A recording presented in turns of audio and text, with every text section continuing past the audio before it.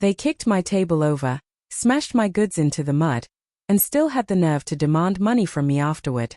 My name is Eliza Hart, and the day my own sister destroyed my market stall was the day I finally saw her for who she truly was.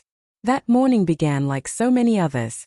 I woke before sunrise, hands already aching with anticipation, carefully packing my handmade soaps and candles into neat boxes. That little market stall wasn't just a side hustle, it was my dream. I had built it slowly, patiently, after years of being told I was too soft, too quiet, not ambitious enough to succeed. Every bar of soap represented hours of work, failed experiments, and a stubborn hope that one day life wouldn't feel like such a struggle. By mid-morning, the market was alive.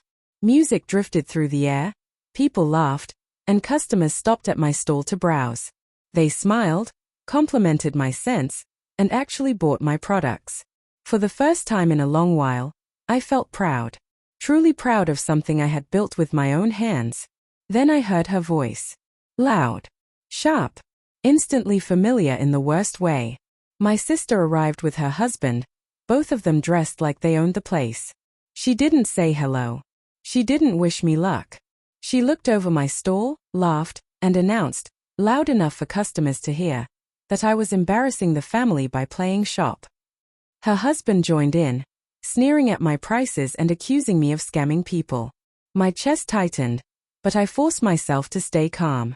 I took a deep breath and told them this was my livelihood, my business, and asked them to leave if they weren't there to support me. That's when everything exploded. My sister stepped forward and, with one deliberate motion, shoved an entire shelf of my best-selling candles to the ground. Before I could even react, her husband grabbed the edge of my display table and flipped it over. Chaos. Soaps rolled into the dirt. Glass bottles shattered. Candles cracked open in the mud. Customers gasped. Someone screamed. I just stood there, frozen, watching weeks of hard work scatter across the ground like it meant nothing.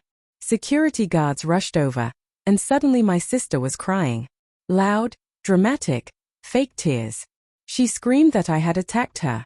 Her performance was convincing enough to draw a crowd, but not enough to save them. They were escorted away. The damage, however, was already done. I sank to the ground, shaking, staring at what was left of my dream. I thought that was the moment it all ended. But then something unexpected happened. Other vendors, people I barely knew, came over to help me clean up. Some bought damaged items just to support me. Others offered kind words, tissues, and quiet encouragement. Their compassion became a small light in one of the darkest moments of my life. I went home exhausted and heartbroken, convinced that was the end of my journey. I was wrong. That evening, my phone exploded with messages from my sister. She wasn't apologizing. She was furious. The market organizers had fined her and her husband for the disturbance, and she demanded that I pay the fine. She even insisted I replace an item her husband had broken from stress.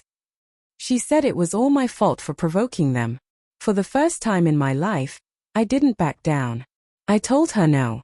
I told her she had destroyed my property, humiliated me publicly, and cost me weeks of income. I said I wouldn't pay a single cent for her cruelty. That's when the smear campaign began. She called our parents, relatives, even old family friends, spinning a story about how I had cruelly refused to help her after a small mistake.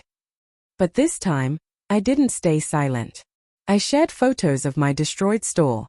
I told the truth, every painful detail. The response shocked me. People supported me. They believed me. Even my parents, who usually sided with her, had nothing to say. The truth was impossible to ignore. The next weekend, I returned to the market. My stall was smaller, a little uneven, definitely makeshift. But my spirit was stronger than it had ever been. Customers recognized me from the incident. Some bought more than before, telling me they admired my strength and resilience. That day, I learned something life-changing. Family doesn't mean accepting abuse. Love doesn't mean paying for someone else's destructive behavior. My sister still calls me selfish. But I sleep peacefully now, because for the first time, I chose myself. And that single decision changed everything. Thank you for listening to my story. If you've ever been in a situation like this, Know that you're not alone. Standing up for yourself is one of the most powerful things you can do. Don't forget to like and subscribe for more stories. Seedling.